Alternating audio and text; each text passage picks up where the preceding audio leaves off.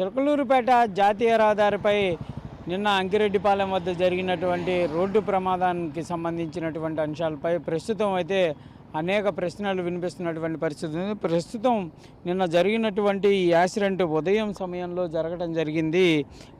ఎట్టిక కారులో మొత్తం 7 ప్రయాణిస్తున్నారు. అందులో 3 ఈ యాక్సిడెంట్లో ప్రమాదంలోనే ఇక్కడికక్కడే చనిపోయినటువంటి పరిస్థితి ఉంది. మిగిలినటువంటి 4 కూడా ప్రస్తుతం చికిత్స పొందుతున్నారు. అందులో 2 భార్యాభర్తలు చనిపోగా ఈ ఎట్టికా కారుని నడుపుతున్నటువంటి డ్రైవర్ కూడా నిన్న చనిపోయినటువంటి పరిస్థితి. అయితే ప్రస్తుతం అసలు ఈ ప్రమాదాన్ని ఒకసారి పరిశీలిస్తే ఇదంతా కూడా చూడొచ్చు. ఈ బస్సు ఏదైతే ఉందో ఈ ప్రైవేట్ ట్రావెల్ బస్సు రోడ్డు మార్జిన్లో దిగి ఈ ఎట్టికా కారుని గుద్దేసి ఈ హైవే పైకి ఎక్కడం జరిగింది. చాలా పక్కగానే వాళ్ళు ఆపుకున్నటువంటి పరిస్థితి ఉన్నప్పటికీ కూడా ఆ ప్రమాదం ఎలా జరిగిందనే దానిపైన మాత్రం ప్రస్తుతం విచారణ జరుగుతున్నటువంటి పరిస్థితులు ఉన్నాయి.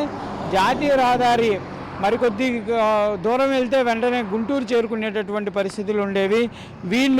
వీళ్ళంతా కూడా తెలంగాణ రాష్ట్రానికి సంబంధించినటువంటి వీళ్ళు తిరుపతి వెళ్ళి వాళ్ళ ప్రాంతానికి వెళ్తున్నటువంటి నేపథ్యంలో ఈ యాక్సిడెంట్ జరగడం జరిగింది. ప్రస్తుతం మనం ఉన్నటువంటి స్పాట్లో ఆ యాక్సిడెంట్ అయినటువంటి కారు ఇక్కడ పార్క్ చేసుకొని వాళ్ళు ఉదయం సమయంలో నిద్ర వస్తున్నారని డ్రైవర్ పక్కగా ఆపి మొహం కడుక్కోవడానికి ఆపారనే విధంగా తెలుస్తుంది.